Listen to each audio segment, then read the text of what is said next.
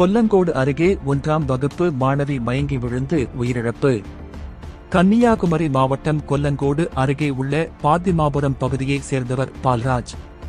இவர் அரசு பஸ் டிரைவராக பணிபுரிந்து வருகிறார். இவருடைய மனைவி சுகந்தி. இந்த தம்பதியினருக்கு குழந்தைகள் இல்லாததால் ஆனிமோள் என்ற பெண் குழந்தையை இவர்கள் தத்தெடுத்து வளர்த்து வந்தனர். தற்போது இந்த சிறுமிக்கு 7 வயதாகிறது.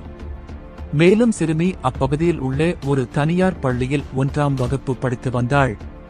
இந்த நிலையில் நேற்று முன்தினம் இரவு வீட்டில் தாயாருடன் அமர்ந்து டிவி பார்த்து கொண்டிருந்த சிறுமி திடீரென மயங்கி விழுந்து பேச்சு மூச்சின்றி கிடந்துள்ளார்.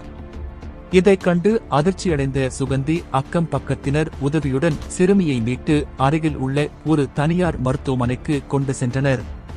பின்னர் மேல் சிகிச்சைக்காக சிறுமியை நெய்யாற்றங்கரையில் உள்ள ஒரு தனியார் மருத்துவமனைக்கு கொண்டு சென்றனர்.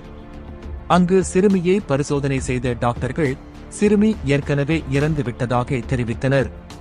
இதைக் கேட்டு அதிர்ச்சியடைந்த குடும்பத்தினர் கதறி அழுதனர். இதுகுறித்து பால்ராஜ் கொல்லங்கோடு போலீஸ் நிலையத்தில் புகார் அளித்தார். இதனையடுத்து போலீசார் சிறுமியின் உடலை கைப்பற்றி பிரேத பரிசோதனைக்காக திருவனந்தபுரம் அரசு மருத்துவக் கல்லூரி மருத்துவமனைக்கு அனுப்பி வைத்தனர்.